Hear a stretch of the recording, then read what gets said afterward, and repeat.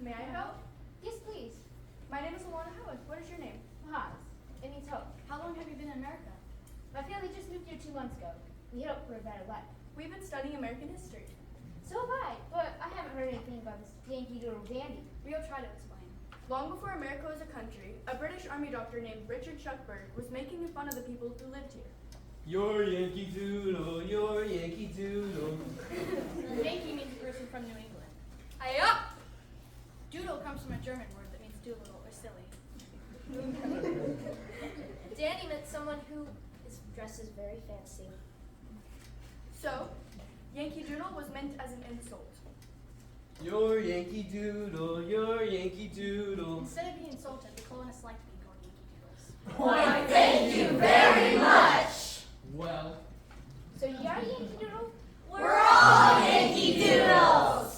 A Yankee Doodle is anyone who calls America home. America? Did you say America? Oh, I almost missed my cue. Oh, beautiful. Audrey, not now. But I heard my cue. Not now. Mahaz, welcome to our history class. Today we're going to review what we've been learning, studying many Americans who've made this country great. Are we ready? Yes! To tell our story, we'll begin in the beginning. In the beginning, God created the heavens and the earth was without form and void, and darkness was Hold upon the... it, Lillian. Not that beginning. Oh, sorry. Hundreds of years ago, America was a vast wilderness, covered with ancient trees and crystal clear rivers. Take your places.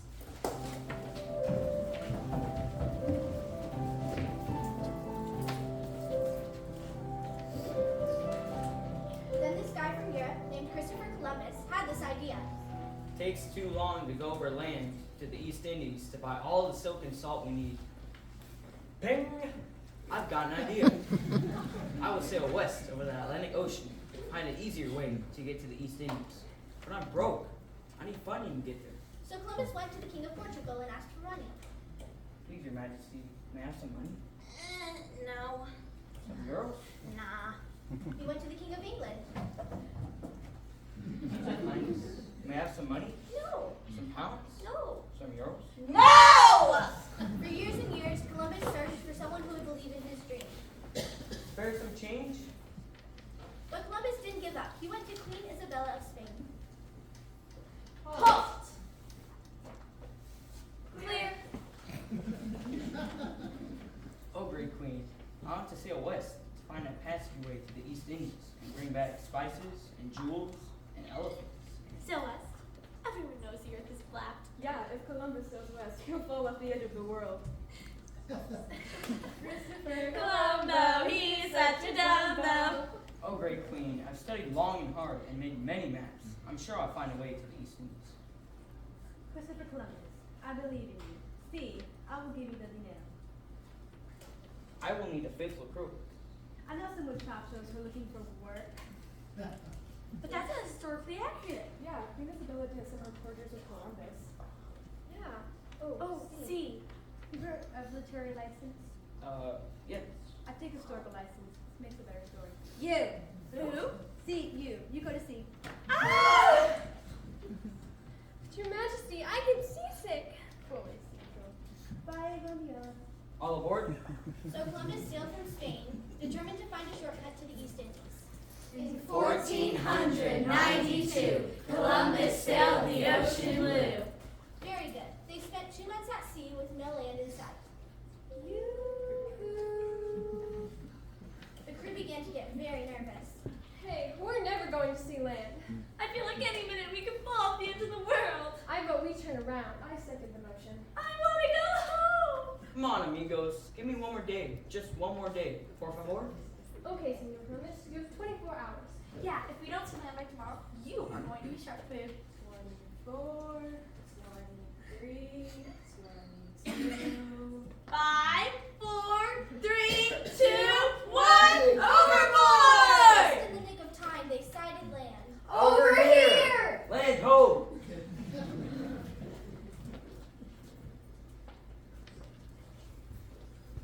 Hey, this isn't the East Indies. No? No! This is really San Salvador. Close enough. It's so beautiful. I think this land is even better. And look, it's full of gold. I will take this gold back to Queen Isabella, because she believed in me. All aboard. So Columbus sailed back to Spain Stroke, stroke, stroke. and told Queen Isabella of the beautiful land and the gold stepping You should see this beautiful land I discovered. Beautiful land is more beautiful. Beautiful gold is better.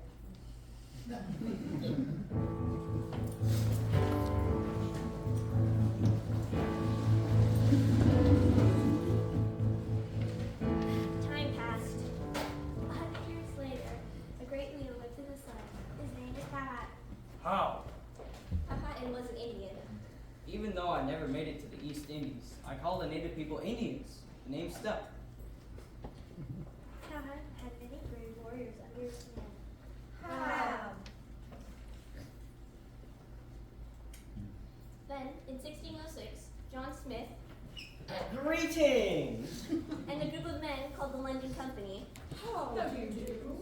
sailed to America seeking Gold and jewels and other fancy stuff and riches and We're gonna be rich. We're gonna be rich. They landed there, have this lovely country. The Indians and the Englishmen regarded each other with mutual distrust. I don't trust you. I not trust you. Well, we don't trust you. Well, we don't trust you. We don't trust you. One day, Smith and his cronies were out searching for food when they were attacked by the Indians. All his companions were all killed. Yikes! John Smith grabbed one of the warriors and used him as a body cover. If you'd be so kind. Some historians believe this is what happened. Be my guest. Just as he was escaping, John Smith fell backwards into a muddy creek. Yuck. A barrage of arrows flew at his chest. But they killed the Indian on top of him instead. Stop. Ouch. You for who? The Indians captured John Smith. Oh dear. His hands were tied and his head laid upon 2 stones. Oh dear. The Indians raised their clubs, ready to smash Smith's head into a bloody pool. Oh dear. Just in the nick of time, Pahat and his beautiful daughter, Pocahontas, came to Smith's rescue. Wait! Do not harm him! Spare him from me! Oh, John, my one true love, I will save you. Wait a minute! Excuse me, if you don't mind, this is my big scene. Now, where was I? Oh, yes! Oh, John, my one true love. Excuse me? If you don't mind, this is my big scene. What is she doing? You are not historically accurate. I beg your pardon. The real Pocahontas was a young girl about 13 years old.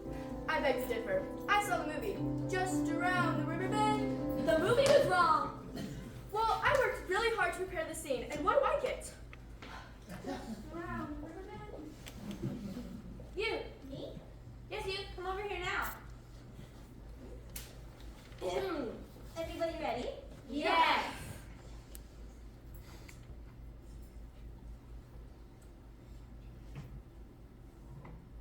Pocahontas rushed to save John Smith. Stop! Don't harm him. What? He's my friend. Please don't take his life. Out of our way. I will not get out of your way. If you try to harm him, you will have to hurt me first. What do we do? Please, Father, spare him. It will be as you wish, my daughter. Spare him. Through the courage of a young Indian princess, John Smith's life was saved. Was Pocahontas a Yankee Doodle? One of the very first.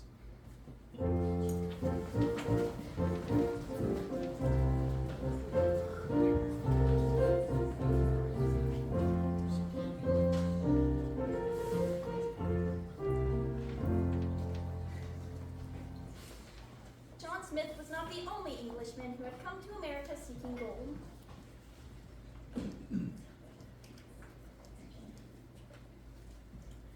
I need someone, an English-speaking Indian, to translate my business dealings in America. Smart. Weymouth coaxed a young Indian named Squanto to leave his tribe and sail to England. Want to come to England? And how? You can come with me. Nip him up. All aboard! Squanto stayed in the language How do you do? and the customs. Hip, hip, cheerio. It was great. Squanto was taken back to America by Captain John Smith. Good thing I was still alive. If Chief Powell hadn't had saved my life, who would have taken Squanto back to America? All aboard!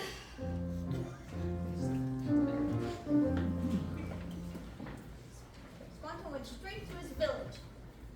But before he could, an English slave trader named Thomas Hunt captured Squanto. Gotcha! Have mercy. I haven't seen my family in 9 years. Get on board this. We're going to Spain. All aboard! Some Spanish monks bought Squanto to save him from slavery. Money, money, money! When he had learned enough Spanish, Squanto explained to the monks his desire to go home. I want to go home. ¿Qué? Yo deseo vaya a mi casa. Por favor? The monks were so moved with pity that in 1619 they set him free and arranged for him to travel back to America. Ay, con Dios. One more time. Okay. Squanto went straight to his village, but no one was there. Hello? Anybody home? Squanto went to a neighboring Wampanoag village and talked to their chief, Massasoit. All your people died of a mysterious illness. No one is left alive in the village. Had you remained there, you would have died too. You can move with us.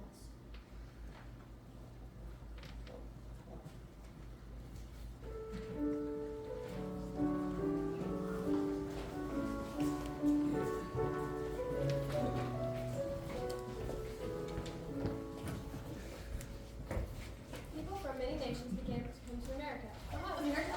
Did you say America? Oh, beautiful. But, are you sure? Pilgrims came from England seeking religious freedom. Oh!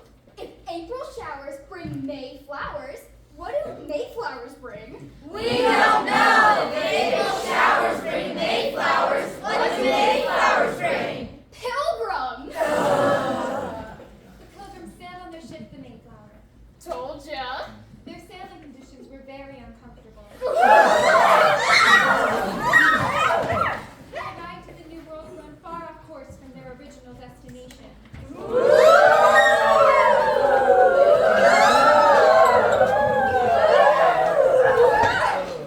They arrived in the New World in November. Their first winter was so cold, half the pilgrims died. The surviving pilgrims refused to give up.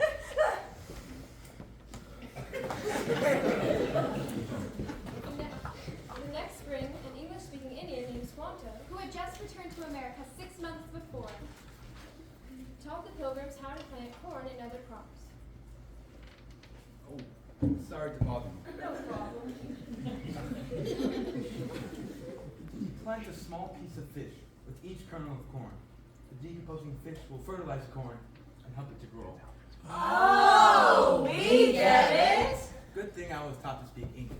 Otherwise, these guys would have starved. By the following fall, the pilgrims had a bountiful harvest, which they shared with their Indian friends. For which we are truly thankful. So America celebrated its first Thanksgiving. America? This has to be my cue. Oh, beautiful. Not yet. Okay.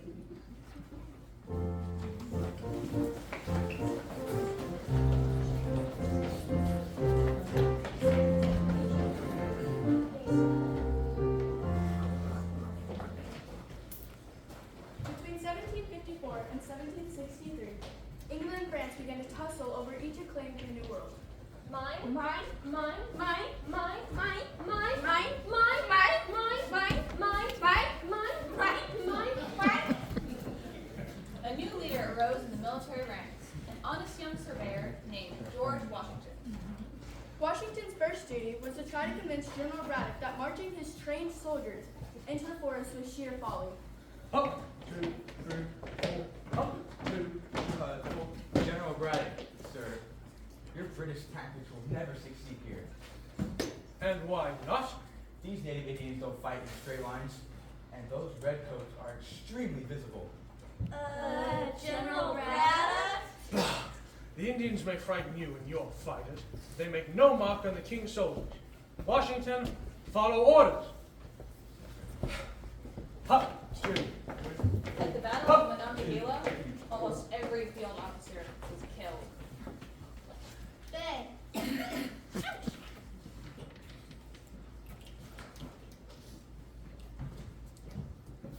Bang. Ouch. Ouch. Bang! Ouch. Bang. Bang! Ouch! Washington himself was unharmed. Every wounded soldier who could not drag himself off the battlefield was either scalped or tomahawked by the Indians. No prisoners were taken. Washington is right. The battle techniques of the British would not succeed in the land of this new land. But Washington himself was not touched. 15 years later, Washington was traveling with his family doctor, Dr. Cape. When they met the Indian chief who presided over the battle, the Indian chief gave his description of the battle. I wrote the story he told us down in my diary. When I first beheld you, I said to my young men, if you would be so kind, rewind. Bang. Ouch. Bang. Ouch. Bang. Ouch. Bang. Ouch. Bang. Bang. Ouch. Bang. Bang. Bang. It was all in vain.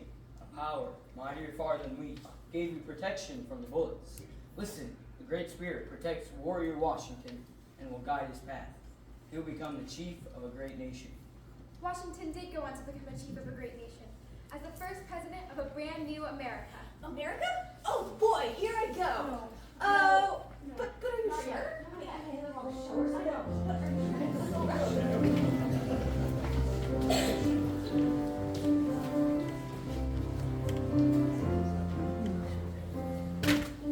Soon, many people living in America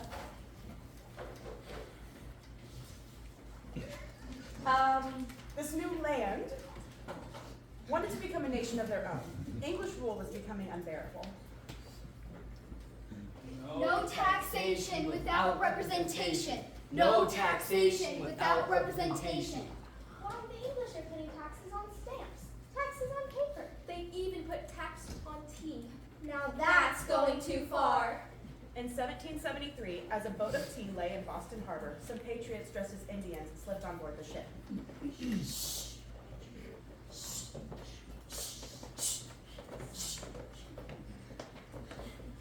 Much to the horror of the British, those colonists threw all that tea overboard.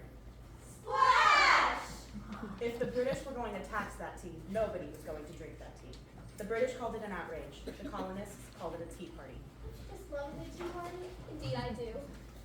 On March 23rd, 1775, Thomas Jefferson, George Washington, and other influential men met at St. John's Episcopal Church in Virginia to argue the necessity of revolution. Patrick Henry arose with a voice like the cry of a beagle. If we wish to be free, if we mean not basely to abandon the noble struggle in which we have been so long engaged, in which we have pledged ourselves to never abandon until the glorious subject of our contest shall be obtained, we must fight. I repeat it, sir, we must fight. An appeal to arms and to the God of hosts is all that has left us, but there is no retreat but in submission and slavery. Our chains are forged. Their clanking may be heard on the plains of Boston. The war is inevitable, and let it come. I repeat it, sir, let it come. Is life so dear, or peace so sweet, as to be purchased at the price of chains and slavery? Forbid it, Almighty God. I know not what courses others may take, but as for me, give me liberty or give me death. The people of the 13 colonies were now ready to fight.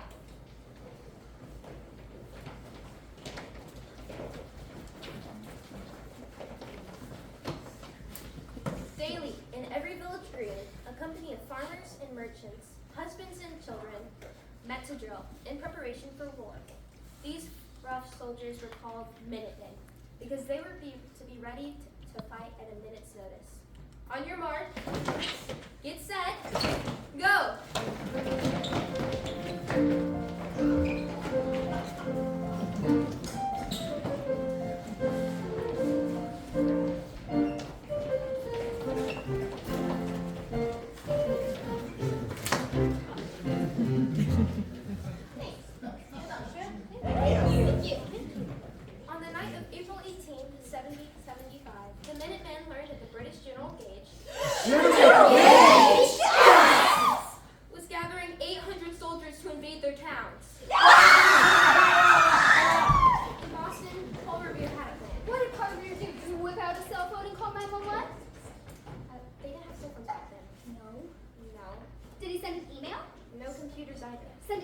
Come on, the British are coming already. Oh, or Snapchat. No electricity. They even have electronics. Hummer. Paul Revere had a different plan. My children, and you shall hear of the midnight ride of Paul Revere. I've memorized this poem, Paul Revere's Ride, by Henry Wadsworth Longfellow. May I tell a story? Certainly. I'll start. On the 18th of April in 75, hardly a man is now alive. Who remembers that famous day and year? Paul Revere said to his friend, If the British march by land or sea from the town tonight, hang a lantern aloft the belfry arch of the North Church Tower as signaling. One it by land and two it by sea. I, on the opposite shore, will be ready to spread the alarm through every Middlesex village and farm for the townsfolk to be up and to arm. Then Paul Revere said, Good night. and with muffled oar silently rowed to the Charleston shore. Then I climbed the tower of the Old North Church with stealthy tread by the wooden stairs, to the highest window in the wall, in the belfry chamber overhead. On the opposite shore walked Paul Revere, now gazed at the landscape far and near, but mostly he watched with eager search the belfry tower of the Old North Church. And lo, as Revere looks from the belfry's height, a glimmer then a gleam of light. He springs to the saddle, the bridle he shrimps, A second lamp in the belfry burns. a hurry of hooves. through the gloom and the light. The fate of the nation was riding that night. The British are coming! The British are coming! What do you call her on the run? The British are coming! British. Be up, get your gun. The British are coming! The British are coming! What did you say? The British are coming! Could you speak up, Sonny? The British are coming! What? Hey, I can't do this all by myself. Will you guys help me? Okay, you will? Okay, when I circle my tri-cornered hat like this, you will say, the British are coming, the British are coming. And when I put it back on, that's the sign to be quiet and listen. Let's practice. The British are coming, the British are coming. Well done. Let's try it one more time. The British are coming, the British are coming. You guys got it. May we continue now? Be my guest. What was that? Could you speak up? The British are coming, the British are coming. The British are coming? Give me 1 minute. I'll be up and away. It was 1 o'clock by the village clock as he galloped into Lexington. The British are coming, the British are coming. John, do you hear who rides in the night? I heard that call. I'm ready to fight. It was 2 o'clock by the village clock, and he crossed the bridge into Concord town. The British are coming, the British are coming. Mother, do you hear that cry? For the right to be free, I'm ready to die. The British are coming. So through the night went his cry of alarm to every Middlesex village and farm. A cry of defiance, and not of fear, went through the night. For all to hear. A voice in the darkness, A knock at the door. And a word that shall echo forevermore. Freedom!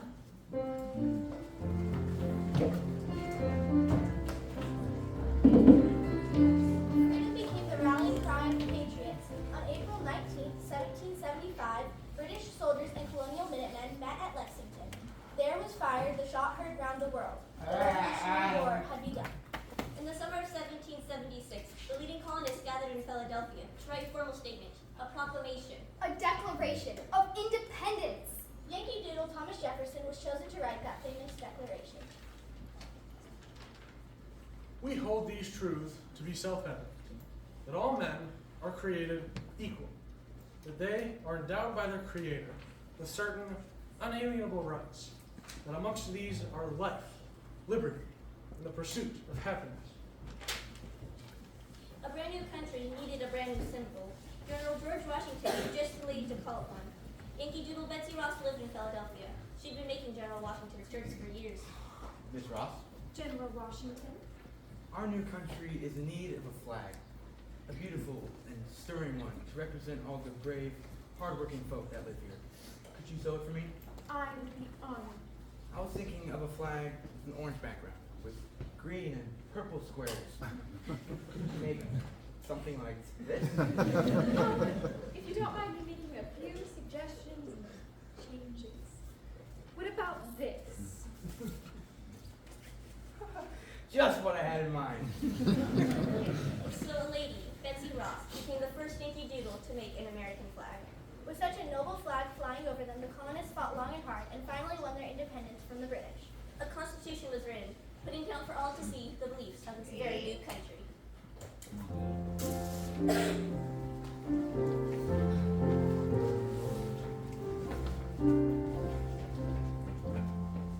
We, the people of the United States, In order to form a more perfect union. Establish justice, ensure domestic tranquility. Provide for the common defense. promote the general welfare, And secure the blessings of liberty. To ourselves and our posterity. Do ordain and establish. This Constitution for the United States of America. Hooray!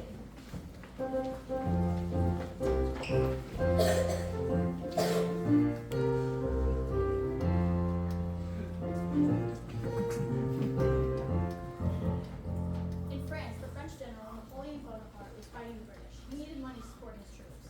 He owned the Louisiana Territory, which extended from the Rocky Mountains to the Gulf of Mexico, all the way to Canada. In 1803, Bonaparte contacted Thomas Jefferson to try to make a sale. Monsieur le Président Jefferson, do you care to purchase some land? How much do you want for it? Millions and millions and millions of francs. Sorry, no deal. But how about 4 cents an acre? Deal. Let's shake on it.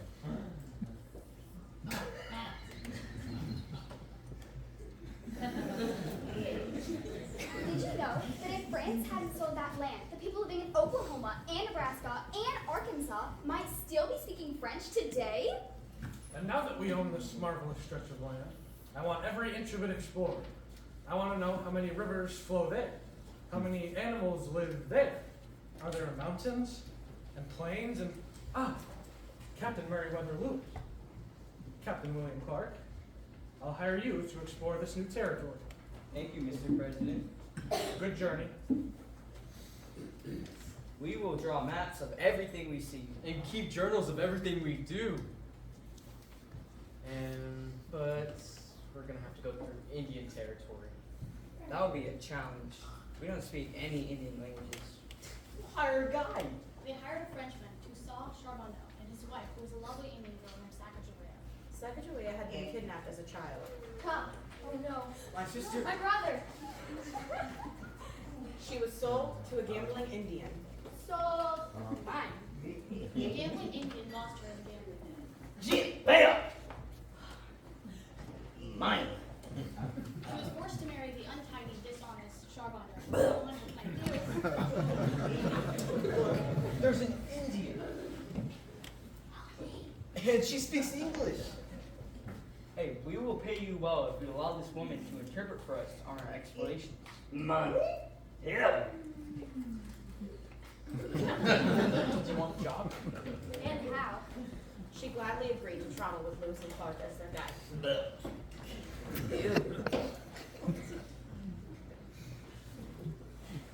The entire group waited to start on their adventure for Sacagawea to give birth to her firstborn child.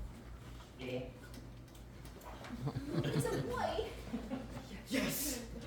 With her newborn son, Sacagawea, Lewis, and Clark traveled up the Missouri River to find its source. They were determined to travel all the way to the Pacific Ocean.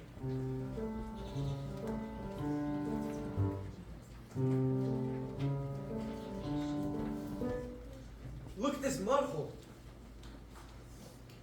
This must be it. The beginning of the Missouri River. This measly mud hole won't get us to the Pacific Ocean. What will we do? We can't cross those rocky-looking mountains on foot. We need horses to get over those rocky-looking mountains. Where will we get a horse out here? Leave that to me. Here, horsey, horsey. Nice try. The land here is the home of my childhood. When I was young, there were Indian tribes who lived nearby. If they remain, maybe they will sell me some horses. Just then, a tribe of hostile Indians burst into their camp. My long-lost brother. My kidnapped sister. My ever-loving word. The leader of the tribe was none other than Camuway, Sacagawea's brother, whom she had not seen since she was kidnapped as a child. Chief Camuway was so pleased to see his long-lost sister again. He even hugged Captain Lewis. Let's don't. But let history say we did. Agreed? And how? Against all odds, Lewis and Clark got their horses.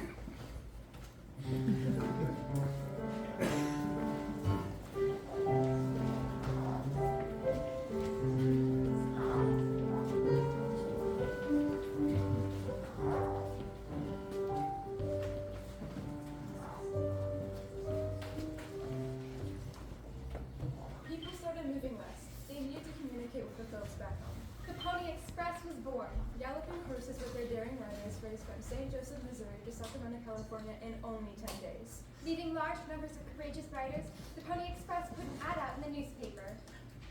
Wanted, young, skinny, wiry, fellows over 18, must be expert riders willing to risk their lives daily, orphans preferred, wages $25 a week.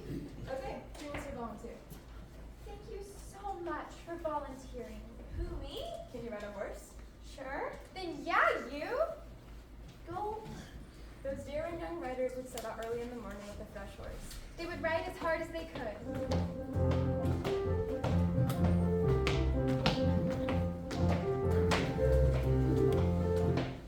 And after about 15 miles, the Pony Express rider would come to the next station. Time for a fresh horse. Here you go. Thanks, mister. Ride hard. Within 2 minutes, the rider and his precious mail would have transferred to a new horse, and they'd be headed out for the next station. And 10 days later, your letter arrived.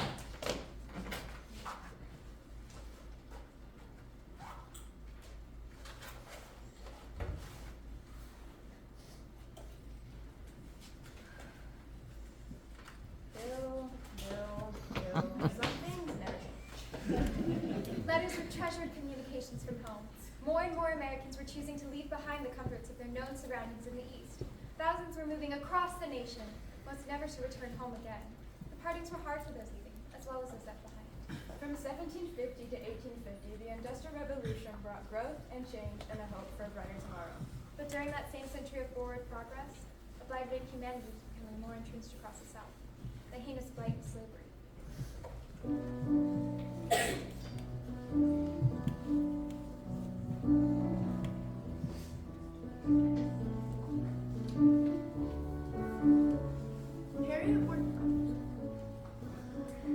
My name is Harriet. Some folks call me Moses, and I was born a slave. Harriet worked hard in the fields, plowing and hoeing and chopping wood. But she grew very weary. Her heart was unhappy because she wasn't free. Someday, I'm going to find a way to freedom. When Harriet was 15, she saw a fellow slave trying to make a run for freedom. The overseer was close on his heels. Run, Jake! The overseer picked up a heavy lead weight and threw it after Jen. The weight missed Jim, it hit Harriet instead. Harriet! The wound was so deep and so severe that it was many months before her daddy Ben knew that Harriet would survive. She was left with a deep scar on her forehead and a deeper desire to be free in her heart. Daddy Ben, what's it like to be free? Shh, don't talk like that. If Master hears you, he will beat you. I've been beaten before. Or he'll sell you down south. Daddy Ben, please don't worry about me. I just know that I can't stay a slave. I've got to go free. Will you help me? I will. From that day on, Daddy Ben taught Harriet everything he knew about the land and the rivers around their home in Maryland. He showed her the North Star, which she could follow at night to find freedom in the north. He showed her of the berries that were safe to eat, which roots were good for medicine, and how to hunt and fish. Thank you, Daddy Ben. Be careful, my girl. Nothing will stop me from getting my freedom. Early one morning, Harriet was driving the mules through the woods when she saw a wagon. Inside was a woman, a Quaker, who believed slavery was wrong. Harriet? Ma'am? How do you know my name? I've heard of you, and I have a scar on your forehead. I've come to tell you about the Underground Railroad to help you find freedom. You mean there are trains that travel under this ground? No, Harriet. The Underground Railroad isn't made up of actual trains. Then what is it? It is made up of people who believe that slavery is very wrong. Are you one of them? Yes, I am. We're determined to help slaves find freedom. Will you help me find this railroad? Yes. Now we must listen carefully to everything I say. I will. First, follow the Choptank River 40 miles to where it begins. 40 miles? You can do it. Next, follow the road to Camden Town. You will find a white house with green shutters. A white house with green shutters. There, you will meet your first conductor. Give him this piece of paper. And you must follow at night, where you can travel. You must travel at night, where you can follow the constellation called the Drinking Board. Thank you. Do you understand these instructions? Yes. I may be just a slave, but there are still one or two things I've got a right to. Liberty or death. If I cannot have one, I would rather have the other, for no man shall take me alive. I'll fight for my liberty as long as my strength lasts. Very good. Safe travels. Thank you. That very night, Harriet set out to escape her slave life. She followed the directions given to her by the Quaker lady. She followed the drinking gourd. Harriet arrived safely in Pennsylvania, and for the first time in her life, Harriet was free. I'm free! 18 times, Harriet went back to lead other slaves to freedom. She helped over 300 slaves escape. Was Harriet Tubman a Yankee? One of the very best.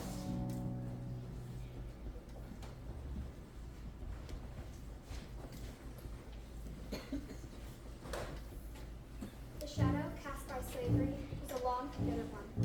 Frederick Douglass, a former slave, fought long and hard to convince Americans that slavery was a kind of cancer, one that would kill our country if it allowed to continue.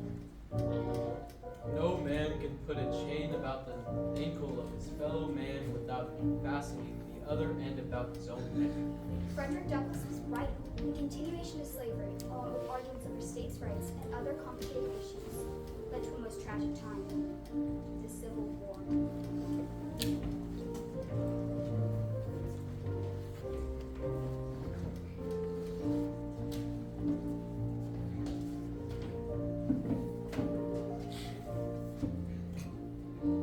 The entire country was torn in two. Merchant fought against merchant, family against family, neighbor against neighbor.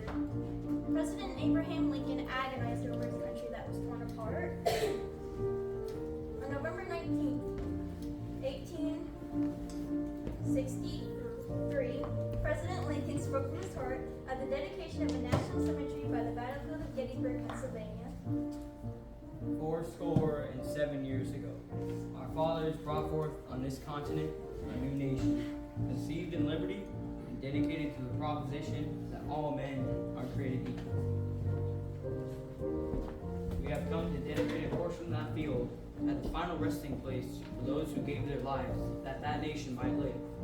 We here are highly resolved that these dead shall not have died in vain, that this nation, under God, shall have a new birth of freedom. And the government of the people, by the people, and for the people, shall not perish from the earth. At last, in 1865, the Civil War was over. With the country regaining peace, immigrants from all over the world came to America. America? Now? Not yet. But it's time to talk about immigration. I know a story about your immigration. May I? Be my guest.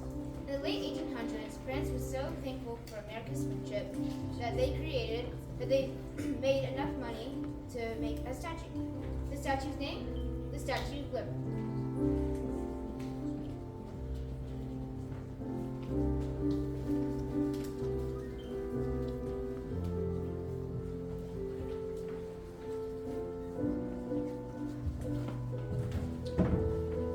Lady Liberty has since been the most seen by many immigrants as they cross into New York Harbor, seeking freedom and new hope of life.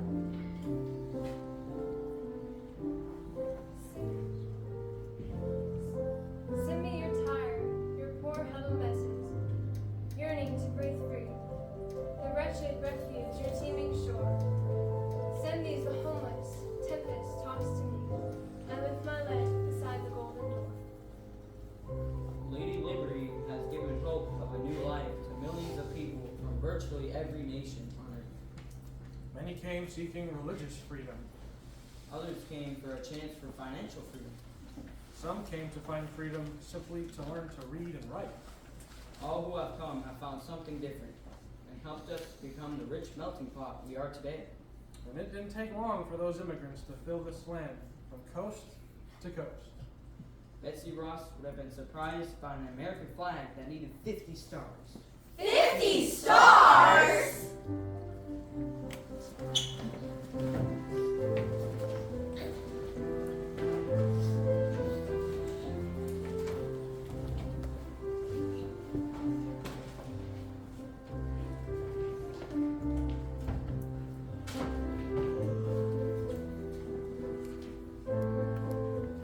In 1893, carefully based what all good Easterners would have been.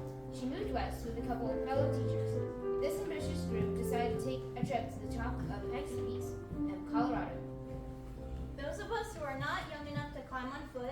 would be me. More brave enough to ride a donkey. That would be me. Got aboard the prairie wagon. This was an old springless wagon painted on each side with Pikes Peak or bust, and it was drawn by mules. After a very long bumpy ride, they came to the top of the mountain. The air was clear, the day very bright. For miles in every direction, his face could see spacious skies, amber waves of grain, and purple mountains, majesties above the fruit-filled plains. It was then and there I was looking over the far sea-like expanse of fertile country spreading so far and wide under those ample skies that the opening line of the hymn floated into my mind. Oh, pretty sky, that is so big. Well, that's not quite right. Let me think on that one some more. When I reached my hotel room, I was still under the spell of the scene. I sat down and quickly wrote the rest of the poem. Her poem today is known as America the Beautiful. America? Now? Hold your horses, we're almost there.